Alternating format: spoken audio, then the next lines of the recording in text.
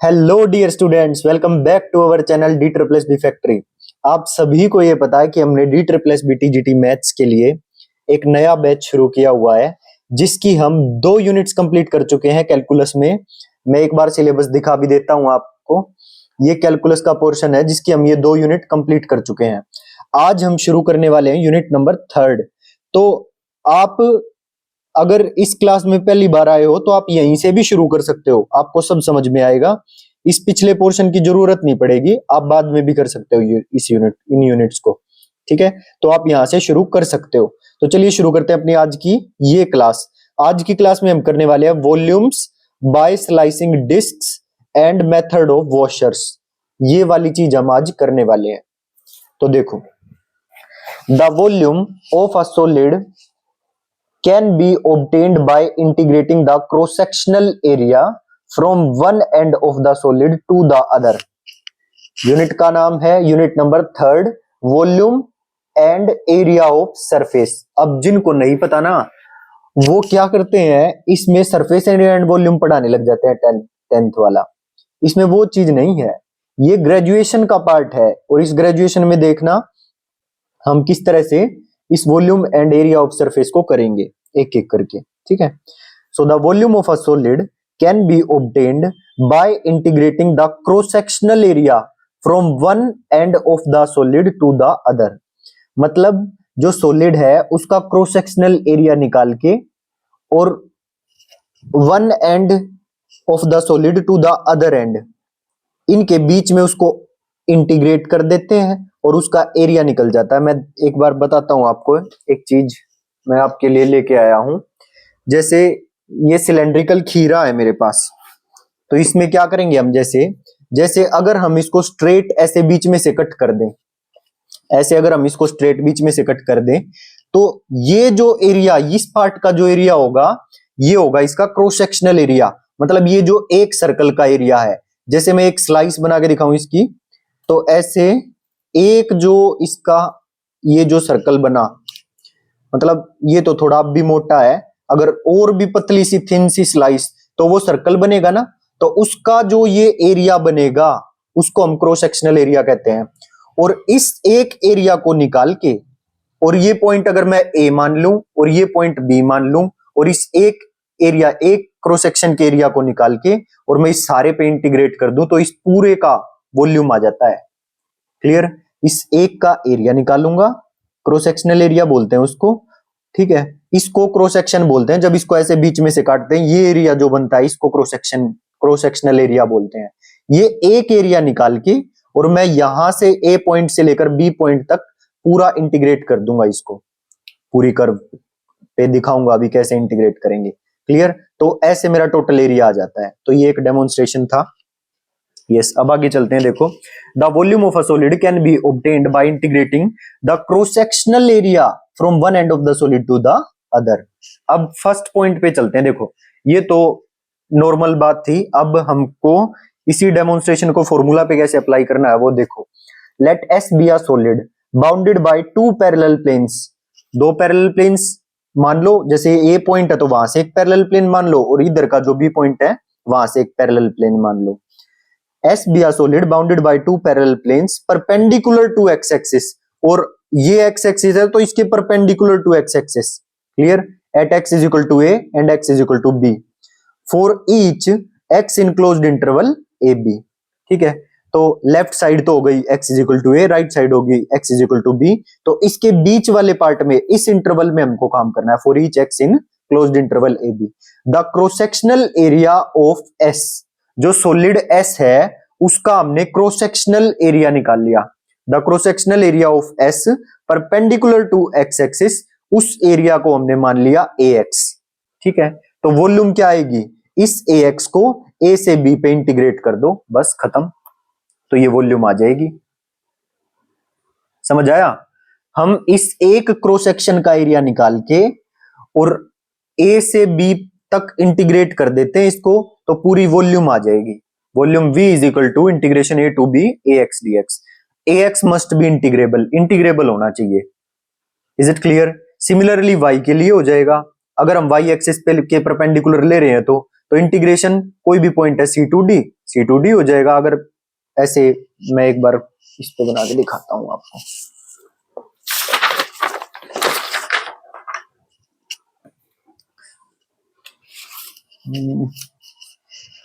जैसे ये है, ठीक है, और ऐसे हमने ये कोई सॉलिड लिया था,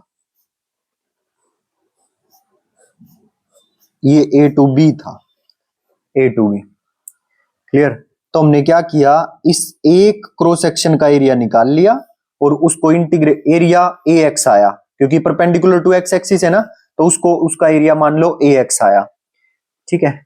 और तो इसको हम इंटीग्रेट कर देंगे A2B, ये वॉल्यूम आ जाएगी, बस खत्म।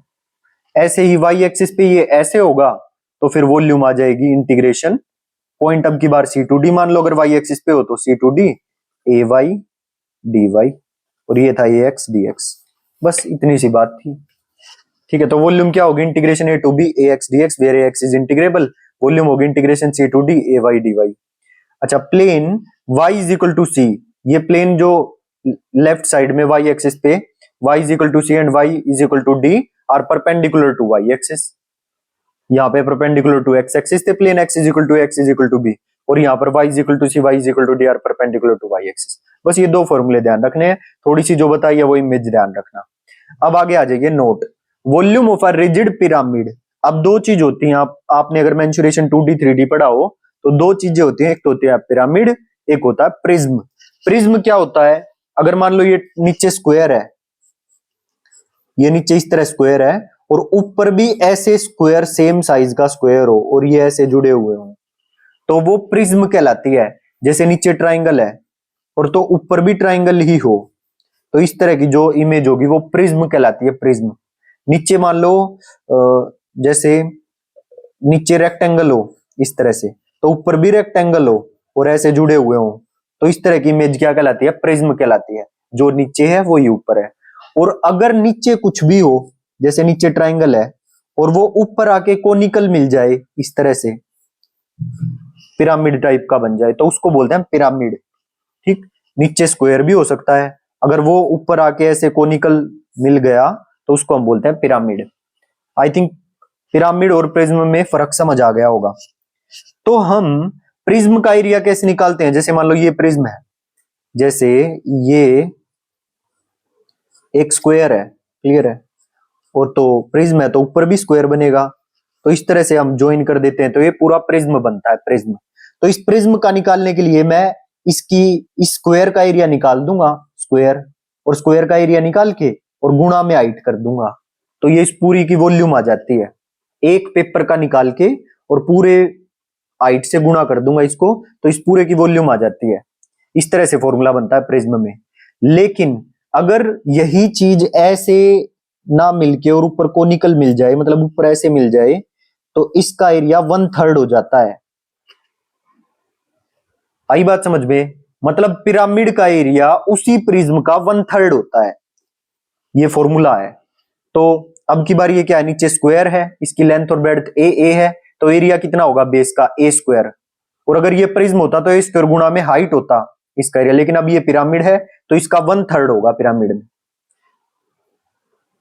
Is it clear. तो वॉल्यूम क्या होगी इसकी, 1/3।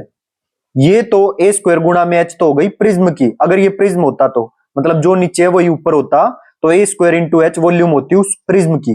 लेकिन अब है ये पिरामिड क्योंकि ऊपर कोनिकल मिला हुआ है, तो ये उसका 1/3 होगा वॉल्यूम। आई होप समझ में आ गया होगा। अब आगे चलते हैं, देखो अब हमारा मेन टॉपिक शुरू होता है। बेस हमने बना लिया है, देखो फर्स्ट क्लास है ये, और फर्स्ट क्लास को मैं ज्यादा बड़ी नहीं करूंगा, बस एक ही टॉपिक करेंगे आप, ताकि एक बार आप इस यूनिट से थोड़ा सा फेवरेबल, आप इससे थोड़ा सा मतलब यूज टू हो जाओ, फिर आगे हम फटाफट करेंगे। तो आज की क्लास को ज्यादा बड़ी नहीं रखने वाले हम। अब आगे आ जाइए, volume by disc perpendicular to the X axis. अच्छा, ये एक्स एक्सिस होती है, इस बात का सबको पता है, बिल्कुल। अब ये मैंने कोई कर्व ले ली, कर्व कैसे डिफाइन की, y is equal to F X type कोई कर्व ले ली, ठीक है। यहां पर कोई पॉइंट ले लिया a और यहां पर कोई पॉइंट ले लिया b। अब इसके नीचे ये कर्व मतलब एक तरह से ये खाली नहीं है, एक तरह से प्लेट सी मान लो ये, क्लियर है। और जब मैं इसको ऐसे रोटेट करूंगा, तो ऐसे रोटेट करूंगा इसको, इस चीज को, तो ये ऐसे सॉलिड नहीं बन जाएगा। ये चीज को जब रोटेट करेंगे ऐसे, तो ये ऐसे सॉलिड सा नहीं बनता दिखाई देगा। Is it clear? और y बराबर में एफ एक्स का मतलब है कि इस पॉइंट पे जो x की वैल्यू है ना, उस पर y की वैल्यू, y कोऑर्डिनेट की वैल्यू एफ एक्स है। अगर यहाँ पे x1 है तो यहाँ पे y is equal to F X one होगा। अगर यहाँ पे x2 है तो इसकी हाइट होगी y is equal to F X two. इतनी बात समझ में आई? तो एक बात बताओ, अगर मैं ऐसे खीरे की तरह इसको काट दूं जैसे अभी काटा था, तो उसका एक क्रॉस सेक्शन आ जाएगा, और वो क्रॉस सेक्शन क्या होगा? एक सर्कल होगा, है ना? इतनी बात मानते हो मेरी? और उस सर्कल का एरिया होता है पाई आर स्क्वायर। अच्छा, इसका रेडियस कितना दिखाई दे रहा है आपको इस सर्कल का? y is equal to F X ही तो है ना? तो इसका एरिया हो जाएगा, इस क्रॉस सेक्शन का area pi into F X का स्क्वायर। और इसको ए से बी तक इंटीग्रेट कर देंगे, है ना? यही तो फॉर्मूला सिखाया था वॉल्यूम का, इंटीग्रेशन। तो इस पूरे की वॉल्यूम आ जाएगी integration A to B pi into में एफ एक्स का स्क्वायर, और डीएक्स के रिस्पेक्ट में करना है क्योंकि हम एक्स में ले रहे हैं। मतलब जब परपेंडिकुलर टू एक्स एक्सिस लेंगे तो विद रिस्पेक्ट टू एक्स करेंगे, और यहां पर इस क्रॉस सेक्शन निकाल के और उसका एरिया निकाल देंगे, वॉल्यूम आ जाएगा इंटीग्रेट करके। अब पॉइंट एक्स, कोई पॉइंट एक्स है, a circular disc of radius F X, एक सर्कुलर डिस्क बनेगी of radius F X such that इस डिस्क का एरिया क्या होगा? A X, that is equal to pi into F X का square. Clear? तो volume क्या होगी? Integration A to B pi into F X का स्क्वायर डीएक्स। और सिमिलरली ये तो एक्स के लिए, अगर यही चीज अगर वाई एक्सिस पे ऐसे बनी हो तो same point A to B हो तो integration A to B pi, यहां पर एफ वाई हो जाएगा, एफ एक्स की जगह हाइट एफ वाई का स्क्वायर डी वाई। आपको एक तो ये दो फॉर्मूले याद करने हैं, तीसरा फॉर्मूला, चौथा फॉर्मूला, पांचवा फॉर्मूला। एक बस इमेज सी ध्यान रख लेना। तो वॉल्यूम किस तरह निकलेगी? क्रॉस सेक्शनल एरिया निकालो ए एक्स, इंटीग्रेट कर दो ए टू बी, अगर वही परपेंडिकुलर टू वाई हो तो integration C to D A Y D Y, खत्म। अच्छा, ये इसका एरिया क्या होगा? बेस एरिया निकाल लिया ए स्क्वायर। अच्छा, इंटू एच, अगर ये प्रिज्म होता तो इसकी वॉल्यूम आती ए स्क्वायर इंटू एच, और अब ये पिरामिड है तो इस प्रिज्म का 1/3 हो जाती है वॉल्यूम, तो 1/3 कर दिया। ये भी समझ में आ गया। इसी बेस पे ये था कि एरिया ऑफ क्रॉस सेक्शन निकाल लिया, पाई इंटू एफ एक्स का स्क्वायर होगा, और इंटीग्रेट कर दिया A to B D X. Similarly volume is equal to A to B pi F Y का square D Y when disk is perpendicular to x axis and when disk is perpendicular to y axis। I hope दोनों के दोनों समझ में आ गए होंगे। Clear? अब आगे चलते हैं। देखो ये थोड़ा सा है ना, आपको विजुअलाइज करनी पड़ेंगी चीजें, क्योंकि ये 3D की चीजें हैं, है ना, 3D टाइप, और हम इसको पेपर पे 2D में दिखा रहे हैं। थोड़ी सी आपको दिमाग में विजुअलाइज करनी पड़ेंगी चीजें।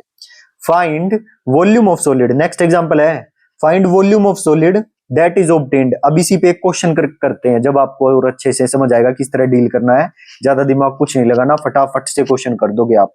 देखो, find volume of solid that is obtained when the region under the curve y is equal to under root x over the interval closed interval 1 to 4 is revolved about x axis। दोबारा से एक curve they the y is equal to under root x, किस interval के बीच में लेनी है? Interval closed interval 1 to 4, और इसको x एक्सिस के अबाउट रिवॉल्व किया है, मतलब ये x एक्सिस है तो इस तरह से रिवॉल्व किया है। Is it clear? तो ये क्या थी? अ वॉल्यूम ऑफ सॉलिड, पूरा सॉलिड है, that is obtained when the region under the curve y is equal to root x। एक बार मैं पेज पे बना के दिखाता हूं जब सही समझ आएगा। Let me take a page.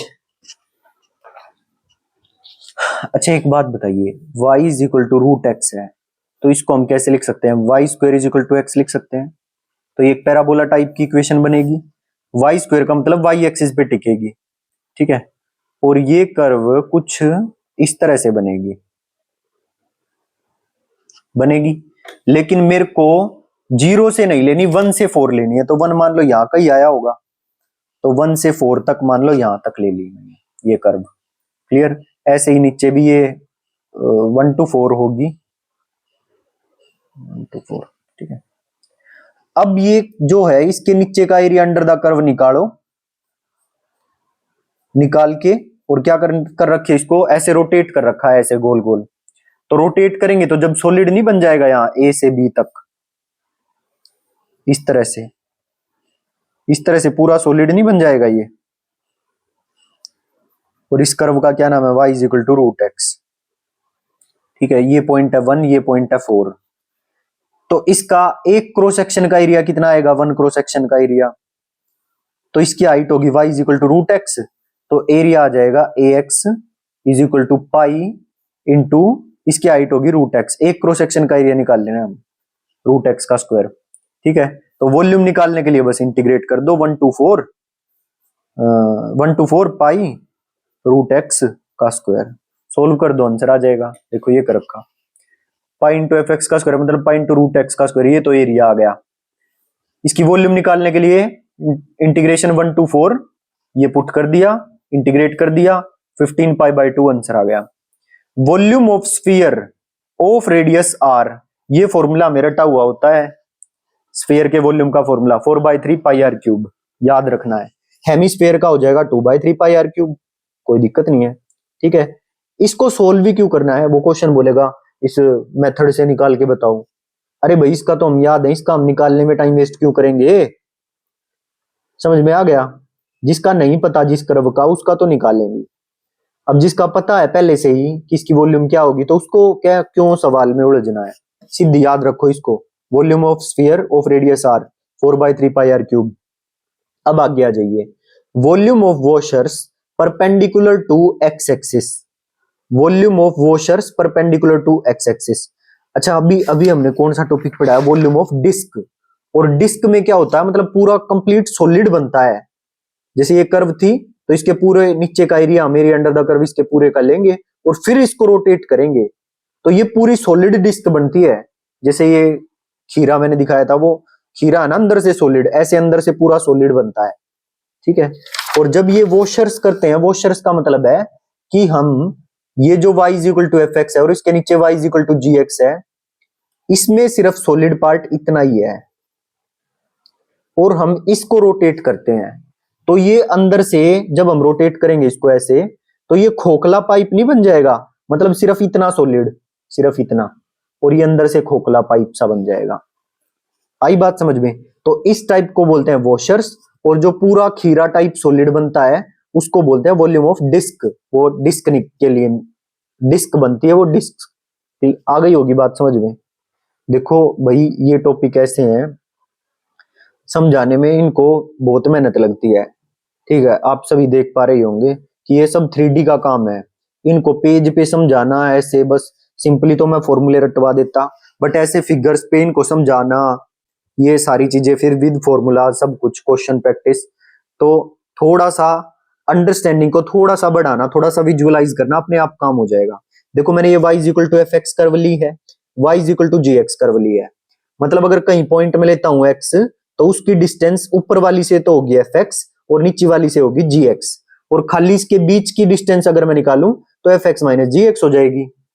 Clear है, और तो पाई, इतनी बात तो आपको समझ में आ गई। ठीक है, अब जो ये सॉलिड डिस्क बनेगी जो इतनी मोटाई में, अगर मैं उसका एरिया ऑफ क्रॉस सेक्शन निकालूं तो ये सर्कल बनेगा, है ना।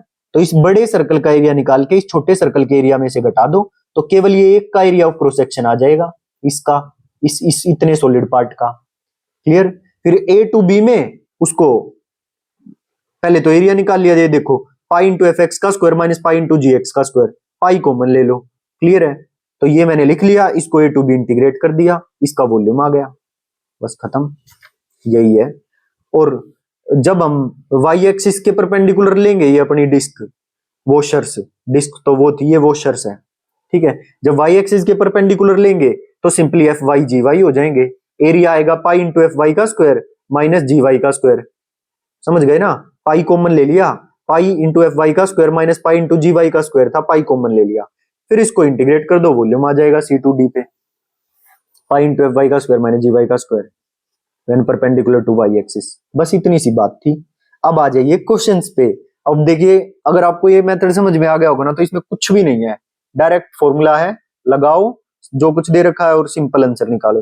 देखो, find the volume of solid generated when the region between the graphs of equation fx is equal to 1 by 2 plus x square and gx is equal to x over interval closed interval 0 to 2 is revolved around x axis. x axis के around घुमाया, मतलब formula x में लगेगा। अगर x axis के around घुमा रहे हैं तो भी x में लगेगा। अगर वो ऐसे बोले कि x एक्सिस के परपेंडिकुलर है तो भी हम x एक्सिस के अराउंड ही घुमाएंगे और x का ही टर्म्स आएंगी वॉशर्स में और डिस्क में भी। आ गई बात समझ? तो पहले एरिया निकालेंगे, तो एफ एक्स से एरिया होगा पाई इंटू एफ एक्स का स्क्वायर और जी एक्स से एरिया होगा पाई इंटू जी एक्स का स्क्वायर। ठीक, क्योंकि ये वॉशर्स हैं, दो फंक्शन गिवन है, तो आपको पता है ये खोखले वाला ऐसा सिलेंडर बनेगा ऐसा। ठीक, जो अंदर से खोखला होगा और यहां तक सॉलिड होगा। तो वही हमें निकालना है, एक क्रॉस सेक्शन का एरिया। पहले तो बाहर वाले सर्कल का एरिया निकाल दो, उसमें से अंदर वाले सर्कल का घटा दो। तो वही किया है, पाई इंटू एफ एक्स का स्क्वायर माइनस जी एक्स का स्क्वायर। पाई कॉमन ले दिया, जो कटता है काट दिया, स्क्वायर खोल के फिर 0 to 2 इंटीग्रेट कर दिया, क्योंकि इंटरवल 0 to 2 ही दिया था। वॉल्यूम आ जाएगी, सोल्व कर दो, आंसर आ गया। ठीक है, खुद करके देखना, आ जाएगा समझ में। नेक्स्ट पेज पे चलो। नेक्स्ट है find the volume of solid generated when the region enclosed by y is equal to root x.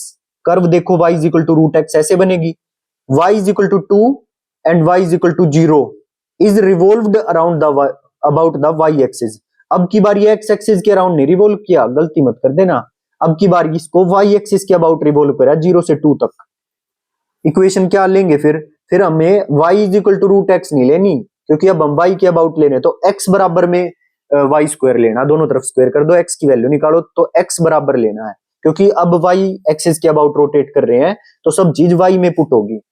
तो एरिया क्या हो जाएगा, एक क्रॉस सेक्शन का पाई इंटू वाई स्क्वायर का स्क्वायर, ये तो आ गया एरिया। और वॉल्यूम के लिए interval integration 0 to 2 pi into y square का स्क्वायर dy, सोल्व कर दो, आंसर आ जाएगा। Is it clear? अब पॉइंट्स टू नोट है, यहां तक करेंगे, फिर वॉल्यूम ऑफ सिलेंड्रिकल सेल्स अगली क्लास में करेंगे। ठीक है, फिर हमारा ये फर्स्ट टॉपिक खत्म हो जाएगा। वॉल्यूम्स बाय स्लाइसिंग डिस्क, देखो डिस्क पढ़ा दी ना, और वॉशर जो खोखले वाला पाइप होता है इतना मोटाई में, तो मेथड ऑफ वॉशर्स पढ़ा दिया। फिर ये वॉल्यूम्स बाय सिलेंड्रिकल डिस्क, ये नेक्स्ट क्लास में करेंगे, ये थोड़ा अलग कॉन्सेप्ट है, तो आप इतना करके आना, फिर नेक्स्ट क्लास में हम इसको कर लेंगे। इतने की बार ये पॉइंट और पढ़ लेते हैं। Points to note, slicing any situation where we can describe cross sectional area. जैसे अभी हम स्लाइसिंग कर रहे थे ना उसकी सॉलिड की, तो वहां पर क्रॉस सेक्शनल एरिया आ रहा था। तो कोई भी सिचुएशन जहां पर हम क्रॉस सेक्शनल एरिया को डिस्क्राइब कर पाए उसको बोलेंगे स्लाइसिंग। उसके बाद है disc method, rotating region without a hole, rotating region without a hole उसको बोलेंगे डिस्क मेथड। मतलब जो पूरी की पूरी, मतलब एक्स एक्सिस से पूरा ऊपर तक पूरा रोटेट और पूरा सॉलिड बनाए, कोई होल ना हो उसमें, उसको बोलते हैं डिस्क मेथड। और जिसमें होल हो उसको वॉशर्स मेथड बोलते हैं, rotating region with the hole. अच्छा, disc is a special case of washers with R X is equal to 0।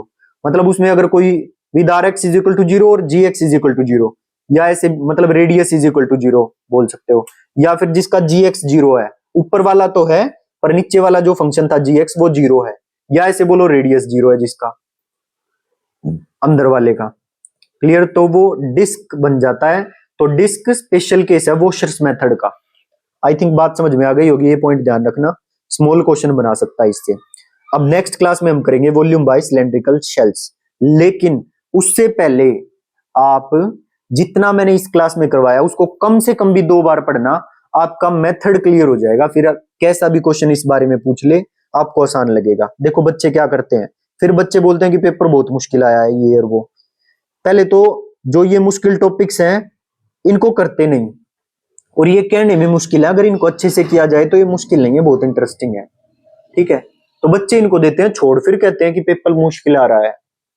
तो आप एक काम करना, छोड़ना कुछ भी मत, ठीक, सारा सिलेबस करके जाना, अच्छे से क्वेश्चन प्रैक्टिस करके जाना, और आपका सिलेक्शन हो जाएगा। अब की बार वैकेंसी बहुत है, तो जी जान लगाकर मेहनत कीजिए। तो एक बात ये हो गई। अब दूसरी बात ध्यान करना, एक देखो हम जो कंटेंट प्रोवाइड कर रहे हैं आप सभी को पता है कि एकदम रिसर्च करके प्रॉपर कंटेंट, ना बहुत ज्यादा ना बहुत कम, एकदम जितना जरूरत है उतना ही कंटेंट आपको प्रोवाइड किया जा रहा है, आपको सपोर्ट करने के लिए कि आपकी नौकरी लग सके। ठीक है, तो आप भी प्लीज थोड़ा सा सपोर्ट हमें भी कीजिए, अपने दोस्तों के साथ शेयर कीजिए जो D+BTGT मैथ्स की तैयारी कर रहे हैं। और हर बच्चा जो भी इस वीडियो को यहाँ तक देख रहा है वो कमेंट में बता के जरूर जाएगा कि क्लास समझ आई या नहीं आई। इतनी बात क्लियर हुई। टेलीग्राम चैनल के बारे में बहुत सारे बच्चे पूछ रहे थे, तो टेलीग्राम चैनल आपको मैं लिंक भी डाल दूंगा डिस्क्रिप्शन में।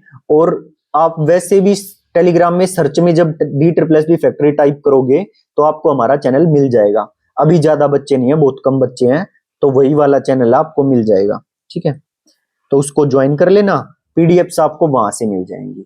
Is it clear? और जैसे ही यूनिट पूरी होगी तो आपको प्रीवियस ईयर क्वेश्चंस दे दिए जाएंगे उस यूनिट के, फिर आप उन्हें सोल्व कर लेना। कोई डाउट आता है तो पूछ लेना, बस इतना सा काम आपको करना है। ऐसे करते करते हम सारा सिलेबस खत्म कर लेंगे। उसके बाद फिर कोई बुक लगानी है तो उसके बाद लगाना, जब 2-3 बार, एक बार तो हमारे साथ साथ आप PYQs करोगे, फिर मिक्स PYQs करोगे, ठीक है।